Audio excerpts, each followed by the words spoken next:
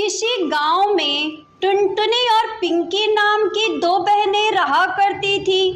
उनके माता पिता की मौत कुछ ही महीने पहले हो गई थी।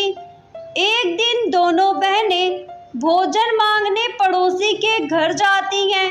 तभी उन्हें सेव बेचने वाला दिखाई पड़ता है। सेव ले लो सेव, मीठे ताजे ताजे सेव ले लो, कश्मीरी लाल लाल सेव ले लो। दीदी देखो ना, सेव बेचने वाला आया है। मुझे बहुत जोरों की भूख लगी है, एक सेव खरीद दो ना। मैं कैसे सेव खरीदूं पिंकी? मेरे पास सेव खरीदने के लिए पैसे नहीं है। तू जिद मत कर, और सेव वाला बिना पैसे के सेव नहीं देगा।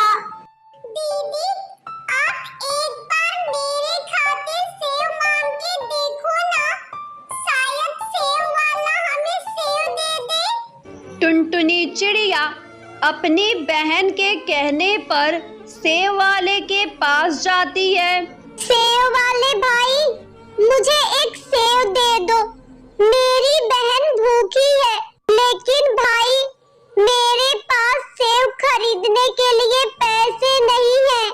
इतना कहकर टुनटुनी चिड़िया वहां से जाने लगती है।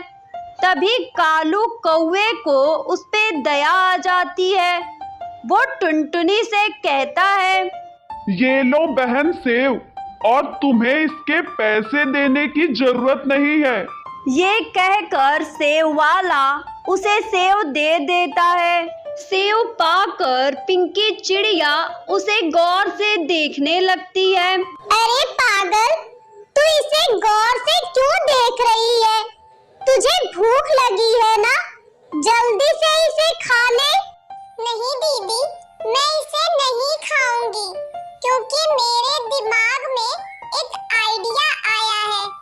हमारे घर के पीछे जो खाली जमीन है ना, मैं उसमें इस सेव को लगा दूंगी, और जब वो पेड़ हो जाएगा तो उस पे ढेर सारे सेव लगेंगे। फिर हम जब चाहे तब तोड़कर सेव खा सकते हैं। अरे तू तो बिल्कुल पागल है पिंकी, ये सब जादुई दुनिया में होता है, असल जिंदगी में ऐसा कुछ नहीं होता। लेकिन पिंकी चिड़िया अपनी बहन की बात नहीं मानती है। वो सेव ले जाकर मिट्टी में दबा देती है। अगले दिन तो टुनटुनी और पिंकी के खुशी का ठिकाना ही नहीं रहता, जब उनके घर के पीछे एक बड़े सेव का पेड़ उग आता है। ये देखकर पिंकी चिड़िया अपनी बहन से कहती है, दीदी दीदी देखो ना, कितना बड़ा पेड़ उग आया है। चलो हम इस फल को तोड़कर बाजार में बेच आते हैं। जब दोनों बहनें फल बेचकर घर आती हैं तो देखती हैं उनका मकान मालिक बंटी कबूतर उनके सारे सामान को बाहर फेंक रहा होता है।